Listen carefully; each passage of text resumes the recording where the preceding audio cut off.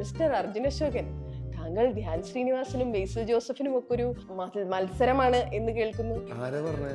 Weekly star എല്ലാ വീക്കിലും ഓരോരോ സിനിമകളായിട്ട്. ഈ വീക്ക്ലി സ്റ്റാർ എന്ന് പറയുമ്പോ അതിന്റെ കറക്റ്റ് അർത്ഥം ഒന്നും എടുക്കല്ലേ? വീക്കിലി ആയിരിക്കണം അത്, അല്ലെങ്കിൽ വീക്കിൽ സ്റ്റാർ ആയി പോകും. എങ്ങനെയുണ്ട് മൂൺ വാക്ക് ഒക്കെ കഴിഞ്ഞ് ഇത് OTT-യിലൊക്കെ ഇറങ്ങി കഴിഞ്ഞപ്പോഴേ എങ്ങനെ ഉണ്ടായിരുന്നു ആളുകളുടെ റിവ്യൂസ്? വെളിയിലിറങ്ങി കുറച്ചുപേര് തിരിച്ചറിയുന്നുണ്ട്. കടം മേടിച്ചൊക്കെ വിളിക്കും. വല്ലാത്ത തലവേദന, ഞാനൊന്ന് കിടക്കട്ടെ. തലവരയിലേക്ക് എങ്ങനെ എത്തി? അർജുൻ അശോകനാണ് നായകൻ എന്ന് പറഞ്ഞത്. അച്ഛന് കാരണം കൊണ്ടാണ് ഞാൻ പടം ചെയ്യാൻ കാരണം. ഞാൻ പോന്നിട്ടാ. ഇവന്റെ വേറൊരു കഥയുണ്ട്, എല്ലാ ഇന്റർവ്യൂലും ഞാൻ പറയുന്നത്. ഞങ്ങളായിട്ട് 15-20 ദിവസം അഭിനയിച്ച് പച്ച മലയാളി. രേവതി എന്ന് കാലൂത്തി വൈകുന്നേരം രേവതി ഞാൻ തമിഴ് അമ്മ നഗർകോവിൽ ചെന്നൈ നിയർ. അല്ല, കൊച്ചിന് തമിഴ് അറിയാട്ടോ? അപ്പി കിടയാത്. അപ്പിയല്ല, അപ്പടി കിടയാതെ.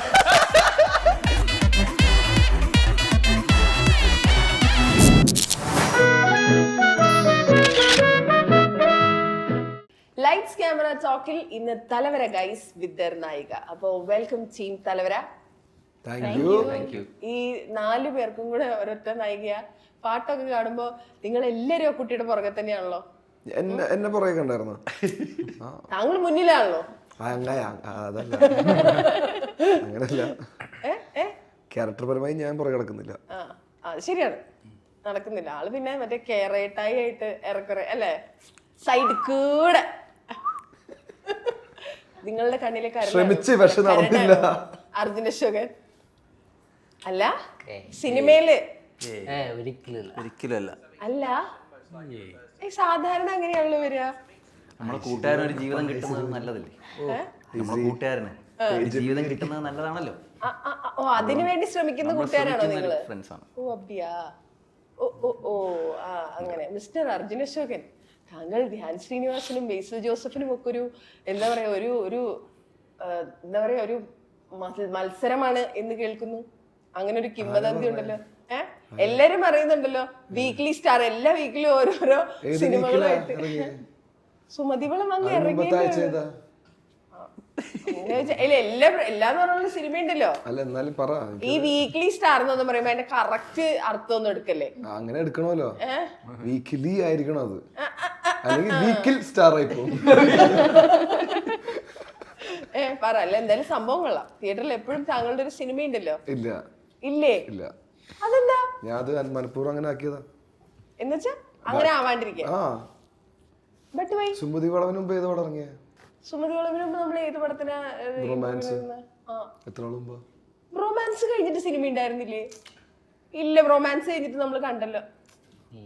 ഇല്ല, നൈസ്. എന്നാ അങ്ങനെ ഒരു ഫീൽ ഉണ്ട് കേട്ടോ മൊത്തത്തില്. അതൊരു ഫീലിംഗ് മാത്രം. പക്ഷെ അത് നല്ല ഫീൽ അല്ലേ? എനിക്ക് അങ്ങനെ ഞാൻ ചിന്തിച്ചിട്ടില്ല. അപ്പൊ നിനക്ക് അത് നല്ല ഫീൽ ആയിട്ടാണെങ്കിൽ അത് അടിപൊളിയാണ്. അല്ല, ഞാൻ ചോദിച്ചാൽ നമ്മൾ ഭയങ്കര ആഗ്രഹിച്ച് നമ്മൾ ഭയങ്കര കഷ്ടപ്പെട്ട് സിനിമയിൽ നിൽക്കുമ്പോ നമ്മൾ ഇങ്ങനെ സിനിമയിൽ നിറഞ്ഞു നിൽക്കുന്നത് നല്ല ഫീൽ അല്ലേ എന്ന് ചോദിച്ചാ? അത് നല്ല ഫീലൊക്കെ തന്നെ അല്ലേ? ചോദിച്ച ചോദ്യത്തിന് അതല്ല ഉത്തരം. പക്ഷെ വീക്ക്ലി സ്റ്റാർ ആണെന്നുള്ള അവർക്ക് ഭീഷണി മാറുന്നുണ്ടോന്നാ ചോദിച്ചത്. അങ്ങനെയോ ഇല്ല. ഞാൻ പറഞ്ഞ എന്താ അറിയോ, അങ്ങനെ കുറെ കമന്റുകൾ ഉണ്ട്. അതായത് ബേസിൽ ജോസഫിനും ധ്യാൻ ശ്രീനിവാസനും ഒരു ഭീഷണി പോലെ അർജുൻ അശോകനും. അത് വളരെ വെരി പോസിറ്റീവ് എടുത്താ മതി. ഇല്ല, ഞാൻ എല്ലാം പോസിറ്റീവായിട്ട് എടുക്കണം. ഞാൻ അധികം കമന്റ് വായിക്കാറുമില്ല. അതൊരു നല്ല പോയിന്റ്. ഞാനും വായിക്കാറില്ല. ഞാൻ നിങ്ങൾക്ക് വരുന്ന കമന്റുകൾ മാത്രമേ വായിക്കാറുള്ളൂ. സിനിമകളുടെ താഴെ നാട്ടുകാരോ അതേ സ്വഭാവം. അല്ലെങ്കിൽ മനസ്സമാധാനത്തോടെ ജീവിക്കാൻ പറ്റുമോ? അങ്ങനെയൊന്നുമില്ല. ആക്ച്വലി എനിക്കത് സ്റ്റേബിൾ ആക്കാൻ പറ്റില്ല മൈൻഡ്, അതുകൊണ്ട് ഞാൻ വായിക്കാത്ത. ട്രൂ, എനിക്കുണ്ടാ പ്രശ്നം. അതുകൊണ്ട് ഞാൻ ആക്ച്വലി അങ്ങനെയായിരുന്നു. ഇല്ലാന്ന് പറയാനുള്ള കൊറേ പടങ്ങൾ അടുപ്പിച്ചിട്ടുണ്ടായിരുന്നു. പക്ഷെ സുമതി വളവിന് ശേഷം ഞാൻ ആക്ച്വലി ഒരു ബ്രേക്ക് എടുത്ത് സ്ലോ ഡൗൺ ചെയ്ത് ഇനി എനിക്ക് കുറച്ചും കൂടി ഒന്ന് ഫോക്കസ് ചെയ്താൽ കൊള്ളാന്ന ആഗ്രഹത്തോടെ നിൽക്കുമ്പോഴാണ് തലവര വരുന്നത്. ഞാൻ കുറെ നാള് ചോദിച്ചു, കുറച്ചുകൂടി നീട്ടി വെക്കാൻ പറ്റുമോ. കാരണം ഈ വീക്ക്ലി സ്റ്റാർ എന്നുള്ള പേര് വരണ്ടാന്ന് വെച്ചിട്ടാണ്. പക്ഷെ അവരെന്തോ പ്രൊഡക്ഷൻ ഇഷ്യൂസും ഫണ്ട് ഇറക്കിയ ആൾക്കാരല്ല, അവർക്കല്ലേ തീരുമാനിക്കാൻ പറ്റൂ. അങ്ങനെ ഇറക്കുന്നതാണ്. ഇത് എന്റെ കൺട്രോളല്ല. പിന്നെ പടം ചെയ്യണമല്ലോ, ചെയ്യാതിരിക്കാൻ പാടില്ല. അപ്പൊ മറ്റേന്ന് പറയുമ്പോൾ നമ്മൾ കുറെ കമ്മിറ്റ്മെന്റ് ബേസിലും കുറച്ച് നമുക്കൊന്നും നോ പറയാൻ പറ്റാത്ത സ്ഥലങ്ങളുണ്ട് കുറെ ഏരിയകളിൽ. അപ്പൊ ആ പടങ്ങളൊക്കെ ചെയ്തു വരുമ്പോൾ നമ്മൾ അടുപ്പിച്ച് കുറെ പടങ്ങളായി പോകുന്നതാണ്. അപ്പോൾ അതൊക്കെ ഞാനൊന്ന് നിർത്തി പതുക്കെ ഫോക്കസ് ചെയ്ത് എനിക്കിപ്പം ഒന്ന് നല്ല കലക്കം പരിപാടിയാണെങ്കിൽ മാത്രം ചെയ്താൽ കൊള്ളാം എന്ന ആഗ്രഹം ഉണ്ട് ഇപ്പൊ. പക്ഷെ അത് എത്രത്തോളം വർക്ക്ഔട്ട് ആവുമെന്ന് പറയാൻ പറ്റില്ല. കാരണം അത് എൻ്റെ പെർസ്പെക്റ്റീവ് അല്ല, ഓഡിയൻസിന്റെ പെർസ്പെക്റ്റീവ്. ചിലപ്പോൾ അത് മാറാം. അപ്പോൾ അങ്ങനെയാണ് ഇപ്പോഴത്തെ ആഗ്രഹം. എന്തായാലും നന്നായിരിക്കട്ടെ. താങ്കളുടെ വിശ്വാസം താങ്കളെ രക്ഷിക്കട്ടെ, ഞങ്ങളെ രക്ഷിക്കട്ടെ. 2024 was actually really good for you. 2025 ഇനിയിപ്പോ ഒരു 4 മാസം കൊണ്ട് കഴിഞ്ഞാൽ അടുത്ത വർഷത്തിലേക്ക് പോകും. അയ്യോ, അങ്ങനെ ഒരു പ്രശ്നമുണ്ട്. ഇത് August, September, October, November, December. ഇത് നിങ്ങളാരും ഇത് ശ്രദ്ധിച്ചില്ലേ? ഇത് ഇൻസ്റ്റയിൽ ഇപ്പൊ ഭയങ്കര ഓടിക്കൊണ്ട് നടക്കുന്ന പോസ്റ്റാണ്. അതായത് 4 മാസത്തിൽ 2026 ആവുന്ന പറയുന്നത് വിശ്വസിക്കാൻ പറ്റാത്ത കാര്യമാണ്. ആണോ? Happy birthday.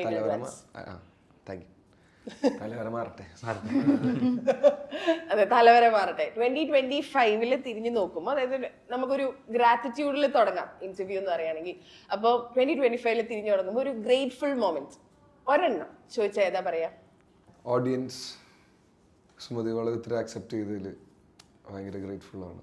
പിന്നെ God, family, myself, my friends, എല്ലാവരും. എന്നുള്ള പടത്തിലെ ആൾക്കാർ, ഞാൻ അഭിനയിച്ച പടങ്ങളിലെ എല്ലാ ആൾക്കാരും. കാരണം അത് ഒറ്റയ്ക്ക് ചെയ്യുന്ന പ്രോസസ്സല്ല സിനിമ ഉണ്ടാക്കുക എന്നുള്ളത്. അതെല്ലാവരും അവരിഷ്ടത്തോടെ ഒരു ടീമായിട്ട് ചെയ്ത് അത്രയും ട്രൂ ആയിട്ട് ആ ഒരു പരിപാടി അവർ കൊടുത്ത വർക്ക് ചെയ്യുമ്പോഴാണ് അതിനൊരു ക്ലാരിറ്റിയും ഒരു ക്വാളിറ്റിയും ഉണ്ടാവുന്നത്. അപ്പോൾ അത് റിഫ്ലക്റ്റ് ചെയ്യുമ്പോഴാണ് പടം ആൾക്കാർക്ക് അക്സെപ്റ്റൻസ് കിട്ടുക. അപ്പോൾ സുമതി പ്രതീക്ഷയില്ല എത്രയും നല്ല രീതിക്ക് ആൾക്കാർ അക്സെപ്റ്റ് ചെയ്യുന്നത്. അത് കുറെ കാലങ്ങൾക്ക് ശേഷമാണല്ലോ നമുക്ക് അങ്ങനെ ഒരു പേടിപ്പടമൊക്കെ. അത് ഭയങ്കര ഒരു മാജിക് ആയിട്ട് ഫീൽ ചെയ്തു. തലവരെയും എനിക്ക് ഭയങ്കര ക്ലോസ് ടു ആയിട്ടുള്ള ഒരു പടമാണ്. ആൾക്കാർ തിയേറ്ററിൽ പോയി കാണണമെന്ന് ഭയങ്കര ആഗ്രഹമുള്ള ഒരു പടമാണ്. എന്നിട്ട് എല്ലാ പടങ്ങളിലും വന്നിട്ട് അവർ പറയുന്ന പോലെയല്ല, പേഴ്സണലി ഭയങ്കരമായിട്ട് ഫീൽ ചെയ്ത് പറയുന്ന ഒരു സിനിമയാണ് തലവര. Why do you say that എന്ന് ചോദിച്ചാൽ എന്താ പറയാ? എനിക്ക് ഭയങ്കര ഇഷ്ടപ്പെട്ടൊരു നറേഷനാണ് ഈ പടത്തിൽ പറഞ്ഞു പോകുന്ന രീതി. ഞാൻ ചിന്തിച്ചിട്ടില്ല ഇങ്ങനത്തെ കഥ എനിക്ക് വരും എന്നുള്ളത്. അപ്പോൾ അത് വന്നപ്പോൾ അത് വൃത്തിക്ക് ചെയ്യാൻ മാക്സിമം ശ്രമിച്ചിട്ടുണ്ട്. പിന്നെ ഞാൻ ഭയങ്കരമായിട്ട് ഫീൽ ചെയ്തൊരു പടമാണ് തലവര. ഇപ്പൊ ഇതിൽ അഖിലുണ്ടല്ലോ, അഖിലിന്റെ 2022 ഒരു ഡയറക്ടർ എന്ന് പറഞ്ഞ പോലെ സംഭവിക്കാത്ത പോലെ ഏറെക്കുറെ ഒരേ ഡേറ്റിൽ 2 സിനിമകൾ റിലീസായ ഡയറക്ടറാണ്.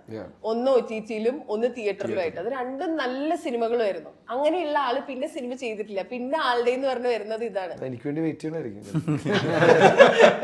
ശരിക്കും നിങ്ങൾ ഈ ചോദ്യം ചോദിച്ചിട്ടുണ്ട് ആളോട്, എന്ത് ഇത്ര ലേറ്റ് ആയത്?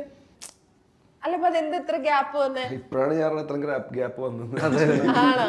അല്ല, ഇപ്പോഴും നമ്മൾ പറയുന്നത് ആക്ച്വലി ഞാൻ കമ്മിറ്റ് ചെയ്ത് 2023 എന്താണ്. ആണോ? അപ്പൊ ആ സമയങ്ങളിൽ പടങ്ങൾ ഉണ്ടായിരുന്നു ഫിനിഷ് ചെയ്യാനും, സ്ക്രിപ്റ്റ് തീർക്കാനും ഉണ്ടായിരുന്നു, ഡേറ്റ്സ് എല്ലാവരും എടുക്കാനുണ്ടായിരുന്നു. അപ്പൊ അങ്ങനെ സോർട്ട് ചെയ്ത് എക്സ്റ്റെൻഡായി ബ്രഹ്മയുഗം പരിപാടി വന്ന്. അപ്പൊ അങ്ങനെ നീണ്ട് അങ്ങനെ ലേറ്റ് ആയത്. Actually he was waiting for you. അങ്ങനെ ഒരു ഗ്യാപ്പ് വന്നിട്ടുണ്ട്.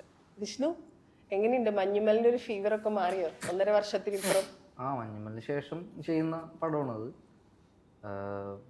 അതാ ഞാൻ നേരത്തെ ഒരു ഇന്റർവ്യൂ പറഞ്ഞാണ്. അതായത് നമ്മളിങ്ങനെ എക്സ്പെക്റ്റ് ചെയ്യുമല്ലോ, നമ്മളാരെങ്കിലൊക്കെ വിളിക്കുകയായിരിക്കും ചിലപ്പോൾ ഈ പടം കണ്ടിട്ടെന്നൊക്കെ. പക്ഷെ അങ്ങനെയൊന്നും സംഭവിച്ചില്ല. ജിൻസിന് ശേഷം സംഭവിച്ചതാണ് ഇത്. പെട്ടെന്ന് വിളിച്ചില്ല, ടൈം എടുത്തു. മഞ്ഞുമല സക്സസ് ആയപ്പോ വിചാരിച്ചു ഒരുപാട് കോൾസ്. എന്നെ ആദ്യമായിട്ട് അങ്ങനെ ഒരു അപ്രോച്ച് ചെയ്യണത് ഈ തലവരയിലാണ്. മറ്റുള്ള ഇതൊക്കെ എൻ്റെ സൗഹൃദം അങ്ങനെയുള്ള കാര്യങ്ങളൊക്കെ വെച്ചിട്ട് സംഭവിച്ചേക്കണതാണ്. അപ്പോൾ ഇത് പക്ഷെ ഞാനിങ്ങനെ വെയിറ്റ് ചെയ്തിരുന്നപ്പോൾ നല്ലൊരു ചാൻസ് കിട്ടി. അത് എനിക്ക് എൻ്റെ ഒരു 100% ഞാൻ ചെയ്യാൻ ശ്രമിച്ചിട്ടുണ്ട്. എന്നിട്ട് ഈ തലവര എന്ന് പറഞ്ഞ സിനിമ എന്താന്ന് ചോദിച്ചാൽ എന്താ പറഞ്ഞു കൊടുക്കുക? എങ്ങനത്തെ കൈൻഡ് ഓഫ് ഒരു മൂവിയാ? അപ്പൊ അതിന്റെ പാട്ടുകളൊക്കെ കാണുമ്പോൾ നമുക്കൊരു feel good pucca family kind of ഒരു മൂവി എന്നുള്ള ഫീലാണ് കിട്ടുന്നത്. അത് തന്നെയാണ് എനിക്കും പറയാനുള്ളത്. ആണോ? അങ്ങനെ തന്നെയാ. What is your character in this? Sudheesh എന്ന് പറഞ്ഞിട്ടൊരു അച്ഛൻ്റെ ഫ്രണ്ടായിട്ടുള്ള ഒരു ക്യാരക്ടറാണ്. സാധാരണ ഒരു പച്ചക്കറിയൊക്കെ വിറ്റ് നടക്കണ ഒരു പാലക്കാടുകാരൻ, അത്രേ ഉള്ളൂ. As simple as that. അത്ര ഈ സിമ്പിൾ പടത്തിൽ എല്ലാവരും സിമ്പിൾ ക്യാരക്ടേഴ്സ്, ഭയങ്കര റിലേറ്റബിൾ ആയിട്ടുള്ള ക്യാരക്ടേഴ്സ് ആണ് എല്ലാവർക്കും. കുറച്ചും കൂടി മോഡേൺ എന്ന് പറയാനായിട്ട് ആകെ രേവതിയുടെ ക്യാരക്ടർ മാത്രമേ ഉള്ളൂ. സന്ധ്യ എന്നാലും അത് സിമ്പിളാ, അതെ ഭയങ്കര സിമ്പിളാണ്. ലൈക്ക് എല്ലാവരും സിമ്പിളായിട്ട് ചെയ്യാൻ പറ്റിയത്. നാച്ചുറൽ, ലൈക്ക് വെരി ഓർഗാനിക് ആണ് എല്ലാം. രേവതിയെ കുറിച്ച് പറയുമ്പോ തമിഴ് പറയുന്ന കുട്ടി അല്ലെ, തമിഴ് പെൺകുട്ടി അല്ലെ, അങ്ങനെയല്ലേ രേവതിയുടെ ക്യാരക്ടറിന്റെ ഹാഫ് തമിഴ്, ഹാഫ് തമിഴിയൻ അങ്ങനെയാണ്. ബട്ട് സന്ധ്യ മോസ്റ്റ്ലി തമിഴ് സംസാരിക്കുള്ളൂ. ഓക്കെ ശരി. How did Thalavara happen to you? ഞാൻ ഓഡിഷൻ്റെ കോൾ കണ്ടിരുന്നു, ഞാൻ ഓഡിഷൻ ടേപ്പ് അയച്ചിരുന്നു. ബട്ട് എനിക്ക് കോൾ ബാക്ക് ഒന്നും വന്നില്ല. ഒരു 2 months 3 months കഴിഞ്ഞിട്ട് എൻ്റെ നമ്പർ എൻ്റെ അതിഥി എന്ന് പറഞ്ഞ എൻ്റെ സിസ്റ്ററിൻ്റെ കയ്യിലുണ്ട്. So Akhil contacted my sister and ask for my number. പിന്നെ ഞാൻ ഓഡിഷന് കൊച്ചി വന്നു, ഓഡിഷൻ ചെയ്ത് അഖിൽ പറഞ്ഞു ഓക്കെ, സ്ക്രിപ്റ്റ് വായിച്ച് നറേഷൻ തന്നു. അപ്പം ലൈക്ക് പ്ലസ് ഇത്രയും വലിയ ടീമും എനിക്ക് നറേഷൻ ഭയങ്കരമായിട്ട് ഇഷ്ടപ്പെട്ടു, ഭയങ്കരമായിട്ട് കണക്റ്റായി. സ്ക്രിപ്റ്റും അടിപൊളിയായിരുന്നു, വെരി വെൽ റിട്ടൺ ആയിരുന്നു. അപ്പം കൂടുതൽ ചിന്തിക്കാനൊന്നും ഇല്ലായിരുന്നു. Like when do I join അങ്ങനെ. ഇതിപ്പം രേവതിയുടെ ആദ്യത്തെ പടം മുരുകദോസിന്റെ കൂടെ, പിന്നെ വെട്രിമാറിന്റെ സ്ക്രിപ്റ്റിലെ പടം, അങ്ങനെ നല്ല നല്ല ടീമിന്റെ കൂടെയാണല്ലോ വർക്ക് ചെയ്തിട്ടുള്ളത്. അപ്പൊ ഇതിന്റെ ഇടയിൽ വേറെ മലയാള സിനിമകളൊന്നും വന്നിട്ടില്ല? എന്തുകൊണ്ടാ മലയാളത്തിലേക്ക് വരാൻ? ഇല്ല, എനിക്ക് വന്നിട്ടില്ല, അതാണ് ഞാൻ വരാൻ. പക്ഷെ ഞാൻ ഓഡിഷൻ ചെയ്തിരുന്നു, ചില ടേപ്സ് ഒക്കെ അയക്കും, ഇൻട്രൊഡക്ഷൻ അതൊക്കെ അയച്ചിട്ടുണ്ട്. ഞാൻ ജനറലി അങ്ങനെ ആക്റ്റീവായിട്ട് ട്രൈ ചെയ്തിട്ടല്ല ഞാൻ സിനിമയിലേക്ക് വന്നത്, ഭയങ്കര ആക്സിഡന്റലായിരുന്നു. അപ്പം അതേപോലെ തന്നെ ആയിരുന്നു ഇതും. ഞാൻ ഇത് ട്രൈ ചെയ്തു, ഞാൻ വിട്ടു, പിന്നെ തിരിച്ച് എനിക്ക് അഖില തന്നെ കോണ്ടാക്ട് ചെയ്ത. സോ മലയാളത്തിൽ എന്നെ വിളിച്ചില്ല, അത് കാരണം I really wanted to come. But also എനിക്ക് എങ്ങനെ ഇതിൽ I don't know how to crack. It's also very, ഇവിടെ തന്നെ കുറെ പേരുണ്ട് നല്ലപോലെ വർക്ക് ചെയ്യുന്ന, നല്ലപോലെ ട്രാക്ക് റെക്കോർഡ് ഉള്ള ഹീറോയിൻസ് ഉണ്ട്. സോ അങ്ങനെ ക്രാക്ക് ചെയ്ത് വരുന്നത് ഭയങ്കര ബുദ്ധിമുട്ടാണ്. എന്റെ ഭാഗ്യത്തിന് അഖിൽ അതങ്ങ് സെറ്റ് ആയിരുന്നു അല്ലേ? എന്നിട്ട് ഇപ്പൊ സിനിമ കഴിഞ്ഞപ്പോ how do you feel? Very fulfilled, ഒരു വെരി ഹോൾസം എക്സ്പീരിയൻസ് ആയിരുന്നു. കാരണം it was not just work. Like ഞാൻ വന്ന് സന്ധ്യയുടെ പാട്ട് ചെയ്തിട്ട് പോകുന്ന പോലെയല്ല, എനിക്ക് കുറെ നല്ല ആൾക്കാരെ പരിചയപ്പെടാൻ പറ്റി, നല്ല ടീമിൻ്റെ കൂടെ വർക്ക് ചെയ്യാൻ പറ്റി. വെരി ചില്ലായിരുന്നു വൈബ്, ഗ്രേറ്റ്ഫുൾ അല്ലേ? ഇപ്പൊ ഇതില് രേവതി എവിടെയോ പറയുന്നത് ഞാൻ കേട്ടതാണ്, അതായത് തമിഴ് അത്ര പക്കായിട്ട് വരില്ല, മലയാളവും അത്ര കോൺഫിഡന്റ് അല്ല, മലയാളവും അത്ര കോൺഫിഡന്റ് അല്ല പറയാൻ. I M okay with English, ബാക്കി ഈ 2 ലാംഗ്വേജും പ്രശ്നമുണ്ടെന്ന്. അപ്പൊ ഇപ്പൊ ഇതിലിപ്പം ഹാഫ് തമിഴിയനാണല്ലോ, തമിഴ് പറയുന്നുണ്ട്, മലയാളമൊക്കെ അത്യാവശ്യം നന്നായിട്ട് പറയുന്നുണ്ട്. അപ്പൊ യു ഹാവ് ദറ്റ് കോൺഫിഡൻസ് ഇനി അങ്ങോട്ട് വരുന്ന സിനിമയിലൊക്കെ ഫുൾ ലെങ്ത് മലയാളം പറഞ്ഞ് അഭിനയിക്കാനുള്ള? ഇപ്പൊ ഇത് കഴിഞ്ഞപ്പോ അങ്ങനെ ആയോ? ഞാൻ ആക്ച്വലി അർജുന്റെ ഡയലോഗ്സ് പറയാൻ ട്രൈ ചെയ്തിട്ടുണ്ടായിരുന്നു, പക്ഷെ എനിക്ക് ഇങ്ങനെ ടങ് ട്വിസ്റ്റർ പോലെ may be if I like sit and learn കുറച്ച് വരുമായിരിക്കും. ബട്ട് എനിക്ക് ഈ കോൺഫിഡൻസിന്റെ പ്രശ്നം എന്താന്ന് വെച്ചാൽ, ചെന്നൈയിൽ വളരുമ്പം എൻ്റെ തമിഴില് മലയാളം സ്ലാങ് വരും. അപ്പൊ എന്നെ സ്കൂളിൽ കളിയാക്കി ഞാൻ തമിഴ് സംസാരിക്കാതായി. പിന്നെ ഞാൻ കോളേജിന് മണിപ്പാലിലാണ് പോയ, മാംഗ്ലൂരിന്റെ അടുത്ത്. അപ്പം അവിടെ കുറെ മലയാളികൾ ഉണ്ടായിരുന്നു. ഞാൻ മലയാളത്തിൽ സംസാരിക്കുമ്പോൾ അവർ പറയും ഇതൊന്നും മലയാളം അല്ല, ലൈക്ക് ദിസ് ഇസ് നോട്ട്, നീ പറയുന്ന മലയാളമേ അല്ലെന്ന് പറയും. അപ്പൊ ഞാൻ പിന്നെ ഓക്കെ ഞാൻ ഇംഗ്ലീഷിൽ തന്നെ സംസാരിച്ചോളാം എന്ന് പറഞ്ഞാൽ. അപ്പൊ വീട്ടില് മലയാളത്തിൽ സംസാരിക്കില്ല? വീട്ടില് അച്ഛൻ ചെറിയ വയസ്സിൽ പറയുമായിരുന്നു നീ സംസാരിക്കുന്നൊന്നും മലയാളം അല്ല, നീ ഭയങ്കര മിക്സ് ആയിട്ട് സംസാരിക്കുന്നത്. അപ്പൊ ഞാൻ അച്ഛനെ പുച്ഛിച്ചു. ഇപ്പം I like I should have listen to him. അച്ഛനും അമ്മ മലയാളമാണ് പറയുന്നത്, പക്ഷെ എന്റെ മലയാളത്തിൽ ഒരു ഇച്ചിരി തമിഴ് പ്രശ്നമുണ്ട്. നമ്മള് വീട്ടിലെ അച്ഛന്മാരെ കേൾക്കാത്ത വേറെ കാരണത്തിലൊക്കെ പറഞ്ഞത് ഇത് മാത്രമേ ഉള്ളൂ, അതൊക്കെ ഉണ്ട്. എങ്ങനെയുണ്ട് മൂൺ വാക്ക് ഒക്കെ കഴിഞ്ഞത്? OTT-യിലൊക്കെ ഇറങ്ങി കഴിഞ്ഞപ്പോഴേ എങ്ങനെ ഉണ്ടായിരുന്നു ആളുകളുടെ റിവ്യൂസ്? വെളിയിലിറങ്ങുമ്പോൾ കുറച്ചുപേര് തിരിച്ചറിയുന്നുണ്ട്, ചോദിക്കാറുണ്ട് മൂൺ വാക്ക് കണ്ട അടിപൊളിയായിരുന്നു, കടം മേടിച്ചൊക്കെ വിളിക്കും. എന്നിട്ട് തലവരയിലേക്ക് എങ്ങനെ എത്തി? തലവരയില് വാലിബം കഴിഞ്ഞിട്ട് ഞാൻ ചെയ്യുന്ന പടമാണ് തലവര. ആണോ? മൂന്നൊക്കെ ആദ്യം ചെയ്താണല്ലോ അല്ലെ? വാലിബനും. എന്തിനൊക്കെ ചിരിക്കുന്നതിന്റെ കാരണം എന്താ? റഫി എന്തായിരുന്നു ചിരിക്കുന്ന? റഫി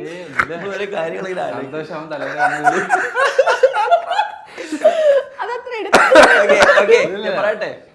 പറയട്ടെ, സീരിയസ് ആയിട്ട് പറയാ.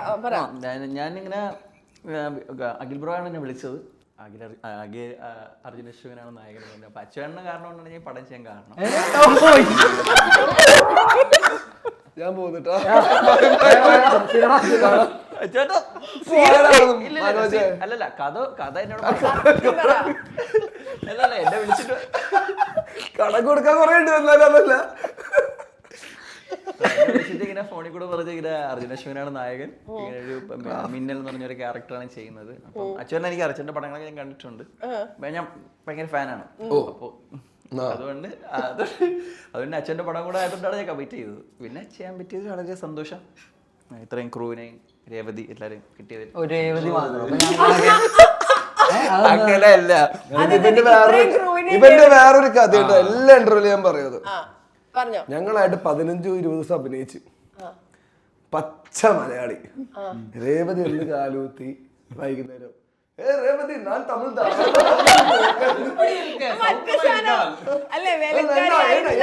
അമ്മ ചെന്നൈ നിയർ അല്ല. ഞാൻ തമിഴ് അറിയാം, ഞാൻ എങ്ങനെ മലയാളം സംസാരിക്കുന്നു അത്ര ഫ്ലുവന്റ് ആയിട്ട് തമിഴ് സംസാരിക്കും.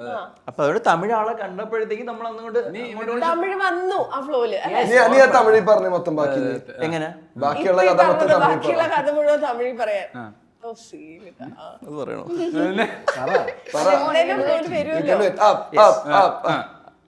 நான் இது வந்த புதுசுல இவங்களை மீட் பண்ணேன். மீட் பண்ண போது இவங்க தமிழ்னால நான் தமிழ்லயே பேசிட்டேன், அவ்வளவுதான் முடிஞ்சிச்சு. നീ ആവർത്തിച്ച് തുടങ്ങിയപ്പോ ഞാൻ ഇത് ചൊല്ലിയേ ആകണോ പറയാൻ പോകുന്നത്. അല്ല കൊച്ചിന് തമിഴ് അറിയാട്ടോ, സത്യസന്ധമായിട്ട് പറഞ്ഞാന്ന് തോന്നുന്നു. அப்படி கிடையாது,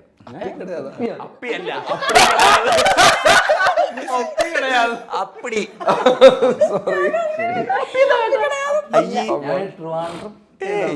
ട്രിവാൻഡ്രത്തിൽ അപ്പിന്ന് അല്ല പക്ഷെ ഇല്ല, ഇവിടെ സത്യസന്ധമായിട്ട് കുട്ടി പറഞ്ഞാന്ന് തോന്നുന്നു. അല്ല എല്ലാം സത്യസന്ധ ഉണ്ടാവല്ലേ, ചിലരൊക്കെ മുക്കുന്നുണ്ടെന്നാണ് ഉദ്ദേശിച്ചത്. ഇല്ലല്ല പൊക്കലൊന്നുമില്ല. ഇതാണ് ഞാൻ സീരിയസ് ആയിട്ട് പറഞ്ഞോണ്ടിരുന്നത്. അപ്പൊ ഇതാണ് എന്റെ കാര്യം. What is your character in this?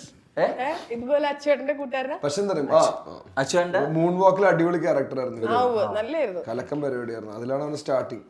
ഇപ്പൊ മലക്കുട്ടി വാലിബനായാലും അതിന്റെ തുടക്കം. അല്ല ഞങ്ങള് ഇതിൽ ഈ പടത്തിന്റെ പ്രത്യേകത എന്താണെന്നറിയോ, എല്ലാവർക്കും പണി എടുക്കണം എന്ന് പറഞ്ഞ് എല്ലാ പടത്തിലും ഉണ്ട്. പക്ഷെ എന്നാലും ഞാൻ ഈ പടത്തിൽ അഭിനയിച്ചുകൊണ്ട് എനിക്ക് ഇവരെ അറിയുന്നതുകൊണ്ടാണ് എല്ലാവരും കട്ടക്ക് പണി എടുക്കണം, ഇത് പ്രൂവ് ചെയ്യണം എന്ന് തന്നെ നിൽക്കണ ഫുൾ ടീമാണ്. കാസ്റ്റ് അടക്കം മാത്രമല്ല, ക്രൂ മൊത്തം. അപ്പൊ അത് അതിന്റെ ഒരു സംഭവം റിഫ്ലക്ട് ചെയ്തിട്ടുണ്ട് എന്നാണ് എന്റെ ഒരു വിശ്വാസം. ഞാൻ കണ്ടായിരുന്നു. അപ്പൊ കുറെ ചേഞ്ചസ് ഉണ്ടായിരുന്നു. നമ്മൾ റീഷൂട്ട് കുറച്ച് സാധനങ്ങൾ ചെയ്ത് നമ്മൾ ഷൂട്ട് ചെയ്തിട്ട് എത്ര മാസം 3-4 മാസം കഴിഞ്ഞിട്ട് ഇനിയും വേണം എന്നുള്ള രീതിയിൽ എല്ലാവരും ഡേറ്റ് എടുത്തിട്ട് നമ്മൾ റീഷൂട്ടും ചെയ്തു 2-3 സീൻസ്. അപ്പൊ അത്രയും നമ്മൾ എഫേർട്ട് എടുക്കുന്നുണ്ട് പടം നന്നാക്കാൻ. അപ്പൊ എഫേർട്ട് അത് റിഫ്ലക്ട് ചെയ്ത ആൾക്കാർ. അപ്പൊ ആദ്യം നമ്മൾ ഇന്റർവ്യൂ തുടങ്ങുന്നതിന് മുമ്പ് പറഞ്ഞ പോലെ തലവരെ മാറുമായിരിക്കും അല്ലേ? മാറട്ടെ, മാറും അങ്ങട്. സുമേഷേ എന്താ പേടിച്ചൊക്കെ ഇരിക്കണോ? അല്ലെ കൂൾ ബോയ് ഞങ്ങള് cool boy, let's cool. We are cool. ഈ ആർക്കും കിട്ടാത്തൊരു ആക്സെപ്റ്റൻസ് സുമേഷിന് കിട്ടുന്നുണ്ടാവുമല്ലോ അല്ലേ? എല്ലാവർക്കും അറിയായിരിക്കുമല്ലോ. ഇല്ല ഇവിടെ ഈ കോളേജിലൊക്കെ പോകുമ്പോ കിട്ടും. പിന്നെ അത് ടെലിവിഷൻ മേഖലയുടെ ഒരുപാട് പ്രേക്ഷകരും കുടുംബക്കാരും യൂത്ത് എല്ലാം അറിഞ്ഞു. അത് വലിയ കാര്യമല്ലേ. ഇവര് ഞങ്ങൾക്ക് ആക്ച്വലി നമ്മള് ലൊക്കേഷൻ ചെല്ലുമ്പോ ഇവരാണ് ആൾക്കാർ ഏറ്റവും കൂടുതൽ നോട്ടീസ് ചെയ്യുന്നത്. ചക്കപ്പടം ഇത് ഈ സുമതിയുടെ ഇതിന് മറ്റേ ഗോപികയുടെ കേസിന് ലൊക്കേഷനിൽ വരുമ്പോഴും അമ്മച്ചിമാര് ഇഡ്ഡലിയും ദോശയും ചമ്മന്തി എല്ലാം കൂടെ ഉണ്ടാക്കി വരും. മോൾക്കാണെന്നൊക്കെ പറഞ്ഞിട്ട് അഞ്ജലിക്കാണെന്ന് വേണ്ടി കൊടുത്തിട്ട് ബാക്കിയാണെങ്കിൽ പിള്ളേർക്ക് കൊടുത്തോളാം. ഞങ്ങൾ ആ മൈൻഡില്ല, ഞങ്ങൾ പോയി കഴിക്കും. ഞങ്ങൾക്ക് അങ്ങനെയൊന്നുമില്ല, നമുക്ക് ഭക്ഷണം കിട്ടിയാൽ മതി. ആർക്കും കൊണ്ടുവന്നുള്ളത് ഈ പറഞ്ഞ കോളേജിലൊക്കെ ചെല്ലുമ്പോണ്ടായിരുന്നു ഈ ആക്സെപ്റ്റൻസ്. പിന്നെ ഉണ്ടായിരുന്നു, പിന്നെ ഒരുപാട് ഉണ്ടായിരുന്നു. പുറത്തിറങ്ങുമ്പോഴായാലും ചക്കപ്പഴം ഫാൻസ് സ്റ്റിൽ ആയിരുന്നല്ലേ? ഇപ്പോഴും ഉണ്ടത്. ഈ പണ്ട് ടിക്ടോക്ക് ഒക്കെ കണ്ടിരുന്ന ആൾക്കാർ വരും. പിന്നെ ടിക്ടോക്കിൽ റിലേറ്റ് തുടങ്ങണേ, മ്യൂസിക്കലി തുടങ്ങി, സോറി ഡബ് സ്മാഷിൽ തുടങ്ങി, മ്യൂസിക്കലി വന്ന്, മ്യൂസിക്കലി ടിക്ടോക്ക് എടുത്ത്, ടിക്ടോക്കിൽ ടെലിവിഷനിൽ വന്ന്, ടെലിവിഷനിൽ സിനിമ. സിനിമ ചെയ്തിട്ടില്ലേ? ടെലിവിഷൻ ചെയ്തേ സിനിമ ചെയ്തിട്ടില്ലേ? അതിന് മുന്നേ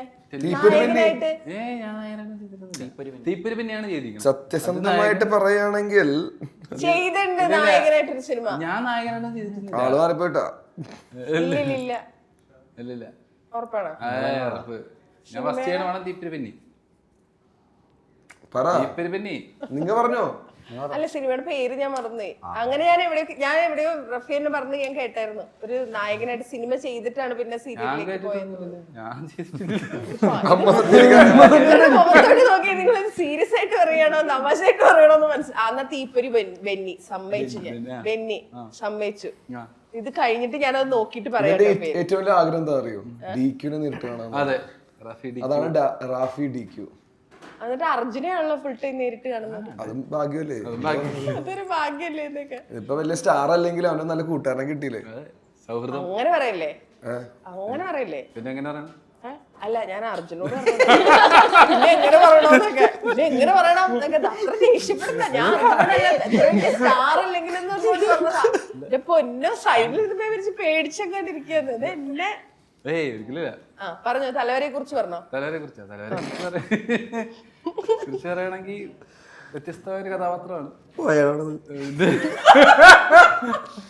സ്പെഷ്യലി അളിനായിട്ട് ചെയ്യുന്ന 3ാമത്തെ പടം. സോ അതിന്റെ ഒരു ഹാപ്പിനെസ് ഉണ്ട്.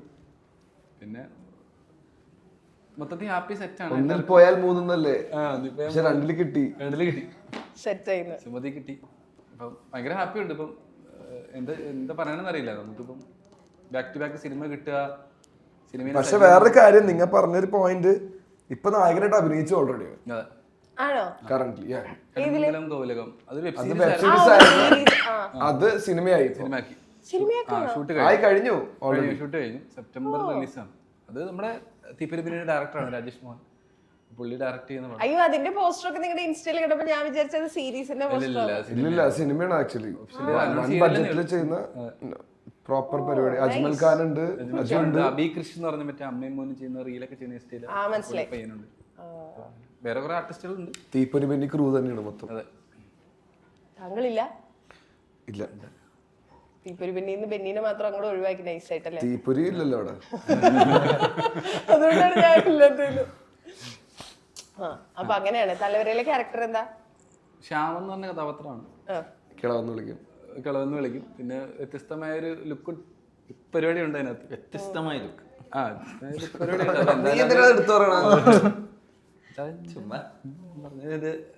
ലുക്ക് പരിപാടി ഉണ്ട്. അതെന്തായാലും തിയേറ്ററിൽ കാണാൻ പറ്റട്ടെ. കണ്ണടിച്ചു തിയേറ്ററിൽ കാണാൻ മനസ്സിലാവും. ഞാൻ പറയാൻ വേണ്ടി ക്രിഞ്ചായി പോകുന്ന ഞാൻ പറയാം. എന്താ നിങ്ങൾ പറഞ്ഞ കൗണ്ടർ? ഒന്നുമില്ല, അത് കേൾക്കായിരുന്നു. തിയേറ്ററിൽ എന്തായാലും ഒരു നല്ല ട്രീറ്റ് ആയിരിക്കട്ടെ എന്ന് പ്രാർത്ഥിക്കണം. അത്രേ. സുമതിയോളെ പോയി കണ്ടോ? ഇത് നിങ്ങൾ ഇതിന്റെ ഫുൾ ഭാഗമായിരുന്ന ആൾക്കാരാണല്ലോ. നിങ്ങൾക്ക് തിയേറ്ററിൽ പോയി സുമതിയോളവ് കണ്ടിട്ട് പേടിയുണ്ടോ? നമുക്ക് അതിനെ പേടിക്കാനാ. അതാ ഞാൻ ചോദിച്ചത്. നമുക്ക് ഏത് പോയിന്റ് സാധനം വരുന്നവരെ അറിയാം. അല്ല, ഞാൻ ചോദിച്ചാൽ ഇപ്പൊ നമ്മള് ചില ആൾക്കാർ, ഇപ്പൊ ഇതിന്റെ ഡയറക്ടർ തന്നെ എവിടെയോ പറയുന്നുണ്ടായിരുന്നു, ആള് അതായത് പുള്ളി അർച്ചന ചെയ്തപ്പോ അത് എല്ലാ ഭാഗങ്ങളും കണ്ടിരുന്നെങ്കിലും പുള്ളിക്ക് അത് തിയേറ്ററിലും കണ്ടപ്പോ ഒട്ടും ലാഗ് അടിച്ചിട്ടില്ല.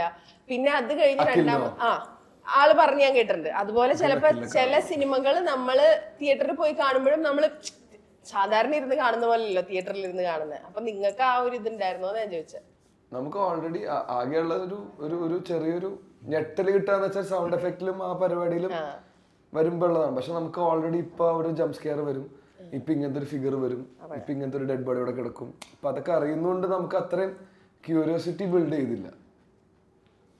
അപ്പൊ how do you guys judge ഇത് വർക്ക് ആവും? It's up to director and writer. അത് ഈ സ്ക്രിപ്റ്റ് വരുമ്പോഴും ഇതേ പ്രശ്നം തന്നെയില്ലേ? അതായത് നമ്മുടെ അടുത്ത് വരുമ്പോ ചിലപ്പോ നമ്മൾ കേൾക്കുന്ന കഥ നമുക്ക് ചിലപ്പോ ഭയങ്കര ഇഷ്ടമാവും, ചിലപ്പോ ഭയങ്കര. സ്ക്രിപ്റ്റ് കേട്ടപ്പോ അടിപൊളിയായിരുന്നു. അപ്പൊ ഇവരത് വിഷ്വലി ചെയ്യുമ്പോഴേ നമുക്ക് അത് അറിയുള്ളൂ എത്രത്തോളം അത് നമ്മൾ ഇമാജിൻ ചെയ്ത രീതിയിലേക്ക് എത്തുക എന്നുള്ളത്. പക്ഷെ ഇപ്പൊ ആൾക്കാരെല്ലാവരും നല്ല രീതിക്ക് അക്സെപ്റ്റ് ചെയ്തു, നല്ല രീതിക്ക് തിയേറ്ററിൽ ഓടുന്നുണ്ട്. അപ്പൊ ഇതെങ്ങനെയാ ഫൈനലൈസ് ചെയ്യുക? കാരണം ഒരുപാട് സ്ക്രിപ്റ്റ് വരുന്നുണ്ടാവുമല്ലോ. ഇതിന് നമുക്ക് 2019 ഞാൻ കേട്ട കഥയാണ്. അപ്പൊ എനിക്കത് ഇഷ്ടപ്പെട്ടൊരു സബ്ജക്റ്റ് ആയിരുന്നു, എനിക്ക് ചെയ്യണമെന്ന് ആഗ്രഹം ഉണ്ടായിരുന്നു. പിന്നീട് അത് മൊത്തം മാറി, കാലഘട്ടം മാറിയപ്പോഴേക്കും പിന്നെ ആ സമയത്ത് എന്നെ വിശ്വസിച്ച് അല്ലെങ്കിൽ ഇവരെ വിശ്വസിച്ച് പ്രൊഡക്ഷൻ ഉണ്ടായില്ല ചെയ്യാനായിട്ട്. അപ്പൊ ആ ഒരു എമൗണ്ടിൽ സുമതി ചെയ്യുമ്പോൾ ഭയങ്കര ചീപ്പ് ക്വാളിറ്റിയിൽ ഫീൽ ചെയ്യും. അപ്പൊ ദൈവം സഹായിച്ച മാളികപ്പുറം ചെയ്ത് അവർ ഹിറ്റായി. പിന്നെ ഞാനും സ്റ്റെപ്പ് ബൈ സ്റ്റെപ്പ് ഒരു പോയിന്റ് മാറ്റം വന്നു. അപ്പൊ ആൾക്കാർ പ്രൊഡക്ഷൻ അല്ലെങ്കിൽ ഇൻവെസ്റ്റേഴ്സ് വന്ന് ചെയ്യാനുള്ള ഒരു കേപ്പബിൾ ആയിട്ടുള്ള ഒരു ആക്ടർ അല്ലെങ്കിൽ ഒരു റൈറ്റർ ഡയറക്ടേഴ്സ് ആയി മാറി. അതുകൊണ്ട് അവര് പിന്നെ കൂടെ 44ഓളം ആർട്ടിസ്റ്റ് വേറെ ഉണ്ട്. അത് സത്യം. ഒരു സിനിമയിൽ നമ്മൾ സാധാരണ നോക്കുമ്പോ ബാക്ക്ഗ്രൗണ്ടിലൊക്കെ എന്റെ നിൽക്കുന്നത് വേറെ പൊന്നോ, ഷൂട്ടിന് പോയി കഴിഞ്ഞാലേ എന്റെ ക്യാരക്ടർ തന്നെ 15 ആൾക്കാരായിരുന്നു. പക്ഷെ അത് എപ്പോഴും അങ്ങനെ തന്നെയാണ്, വ്യത്യാസമൊന്നുമില്ല. എല്ലാരും ആർട്ടിസ്റ്റുകൾ അല്ലേ? പക്ഷെ ഒരു ഉത്സവം പോലെ ആയിരുന്നു എന്റെ ഷൂട്ട്. Full on celebration. നിങ്ങളുടെ ഇന്റർവ്യൂസും അങ്ങനെ തന്നെയായിരുന്നു കേട്ടോ, ഭയങ്കര രസമായിരുന്നു. ഞാനാകെ 4 ഇന്റർവ്യൂ പോയിട്ടുള്ളൂ. ആണോ? ആ ശരിയാ, അർജുൻ കുറവായിരുന്നു. പക്ഷെ അഭിലാഷിന്റെയും ഗോപികയുടെയും അവരുടെ ആ ഒരു ടീമിന്റെ തള്ളു പറയണ്ട. അതിൽ വിഷ്ണു വന്നിരുന്നു പറഞ്ഞായിരുന്നു, നമ്മൾ ആദ്യം അത് പ്ലാൻ ചെയ്യുമ്പോ വളരെ ചെറിയ സിനിമയായിട്ട് പ്ലാൻ ചെയ്തു. പക്ഷെ ഒരു ചെറിയ മാറ്റം, എന്ത് കാലഘട്ടം ഒന്ന് മാറ്റിയപ്പോ ബഡ്ജറ്റ് കാലഘട്ടം മാറ്റിയത് ആരാ? ഞാനാ. ആണോ? അതെന്താ അങ്ങനെ ചെയ്തത്? ആക്ച്വലി എന്താ പറയാ, നമ്മൾ ഈ പ്രേതപ്പടമൊക്കെ എടുക്കുമ്പോ കുറെ ലോജിക്കൽ ഇഷ്യൂസ് പ്രസന്റിലേക്ക് എത്തുമ്പോ വരും. കാലഘട്ടം അയക്കാൻ അന്ന് മറ്റേ മൊബൈൽ ഫോൺ ഇല്ല, ഒന്നുമില്ല, പല കാര്യങ്ങളും നമുക്ക് കുറെ റെസ്ട്രിക്ഷൻസ് ഉണ്ട്. പിന്നീട് എന്ന് പറയുമ്പോൾ നമുക്ക് പഴയ പരിപാടി കൊണ്ടുവരാൻ പറ്റും. ഞാൻ ഒറ്റ കാര്യം ചിന്തിച്ചോളൂ, ഞാൻ ജനിച്ച വർഷം 1993 എനിക്ക് ഒരിക്കലും ആ കാലഘട്ടത്തിൽ പ്രസന്റ് പോയി നിൽക്കാൻ പറ്റില്ല. അപ്പൊ സിനിമ ചെയ്യുമ്പോൾ 1993 കൊണ്ടുപോകാലോ എന്നുള്ള രീതിയിൽ പറഞ്ഞു. അപ്പൊ ആ വർഷമാണ് മണിച്ചിത്താഴ് ഇറങ്ങിയത്. അപ്പൊ ആ റെഫറൻസും കൊണ്ടുവന്നു. അപ്പൊ അങ്ങനെ അത് ഇവരുടെ സംസാരിച്ചപ്പോ ഇവര് അത് ഡെവലപ്പ് ചെയ്ത് വേറെ രീതിക്ക് ആക്കി. റിലീവ് ചെയ്യാനുള്ള ഒരു ചാൻസും കിട്ടി അല്ലേ? നൈസ്. ജീത്തുമാധവന്റെ കൂടെ ഒരു വീഡിയോ ഇൻസ്റ്റഗ്രാമിൽ കിടക്കണല്ലേ, അതിന്റെ താഴത്തുള്ള കമന്റുകൾ ഇതെല്ലാരും ഉണ്ടല്ലോ, എന്തോ സംഭവിക്കുന്നുണ്ട്, എന്താണ് അവിടെ ഒപ്പിക്കുന്നതാവോ എന്ന്. ശരിക്കും എന്താണ് സംഭവിക്കുന്നത്? മാളവികയൊക്കെ ഉള്ള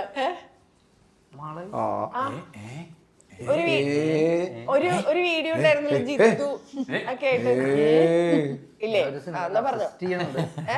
ഞാൻ ഒരു സിനിമയിൽ അസിസ്റ്റ് ചെയ്യുന്നുണ്ട് ഡയറക്ഷൻ, പക്ഷെ അതിങ്ങനെ പറയാനായിട്ടില്ല. ചോദിക്കണ്ട, പറയൂല. അതുകൊണ്ട് ഇപ്പൊ പറയാൻ ഞാനാണെങ്കിൽ പറഞ്ഞ കേട്ടോ.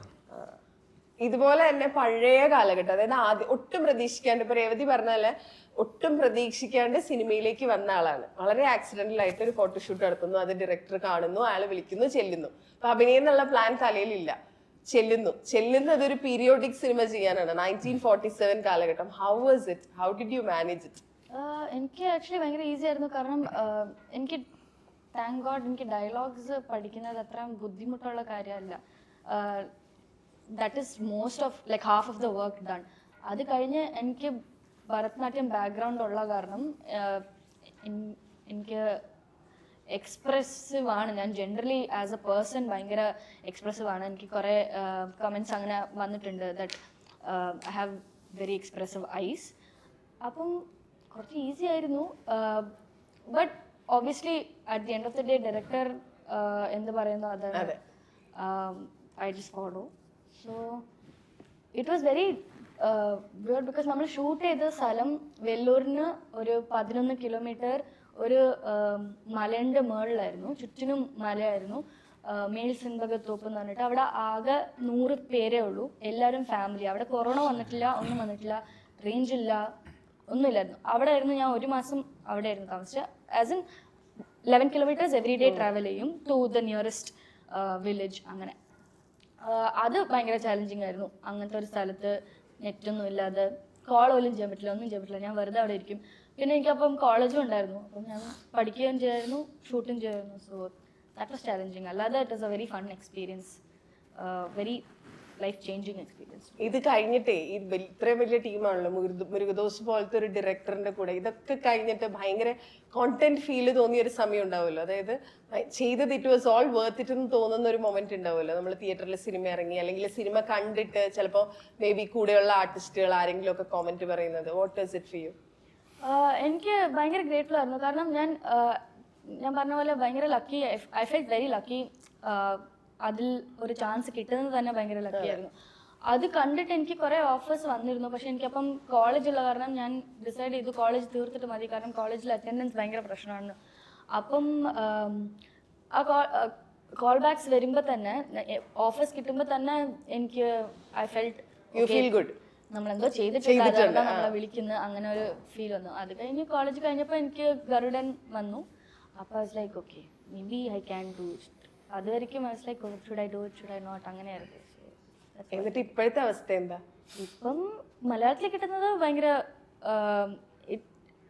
അല്ല എന്താ എന്താ എന്താ അങ്ങനെ എന്നിട്ട് ഇപ്പോഴത്തെ അവസ്ഥ എന്താ ഞാനത് സന്തോഷിച്ചു. അതെ അതെ ഇല്ല, എനിക്ക് ആക്ച്വലി മൂവീസിൽ വരണം എന്നൊരു മൈൽ സ്റ്റോൺ പോലെ ഞാൻ എൻ്റെ മനസ്സിൽ വെച്ചിട്ടില്ലായിരുന്നു. പക്ഷെ വന്നത് I am very lucky. But വന്നപ്പോൾ മേ ബി മലയാളത്തിൽ വന്നാൽ കൊള്ളാമായിരുന്നു എന്ന് മാത്രമേ എനിക്ക് ഒരു ചിന്ത ഉണ്ടായിരുന്നു. അത് ഇപ്പം സാധിച്ചു. So I M like very happy.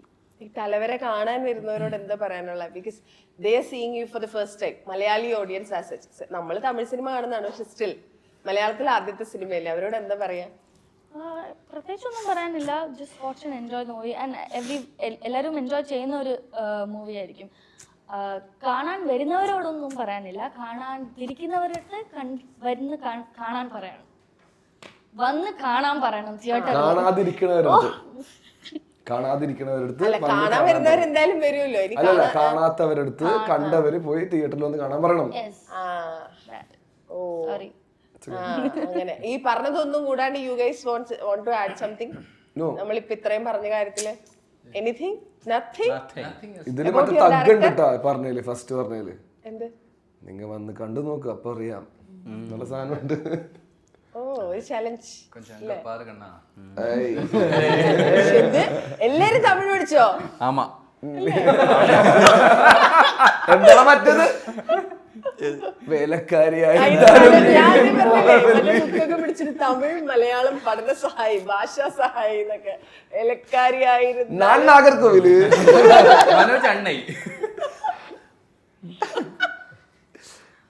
എല്ലാരും കൂടെ ട്രോളാണ്. ഇന്ന് താങ്കളാണ് എര. ഒന്നും ഞങ്ങൾക്ക് കളിയാക്കാൻ അനുഭവമുണ്ട്. പുറത്തുനിന്ന് സീൻ മാറും. ഫാമിലിയാണ്. അത്രേ ഉള്ളൂ. ഓക്കെ, പുറത്തുനിന്ന് ഞങ്ങള് നിങ്ങൾക്ക് കണ്ടന്റ് ഉണ്ടാക്കി തന്നെയല്ലേ. ഓ സീൻ വേറെ ലെവൽ അല്ലേ? അപ്പൊ സിനിമ പുറത്തു വരട്ടെ. നേരത്തെ നമ്മൾ തുടങ്ങുന്നതിന് മുമ്പ് പറഞ്ഞ പോലെ എല്ലാവരുടെയും തലവരെ മാറട്ടെ. Let it be A grand success. Thank you so much and all the best. കണ്ടിട്ട് എന്തായാലും പറയണേ. ഫസ്റ്റ് ഡേ പോയി കണ്ടിട്ട്, ഫസ്റ്റ് ഡേ അല്ലെങ്കിൽ പിന്നീടുള്ള ദിവസങ്ങളിൽ. Yes, will do that. Thank you. Thank you.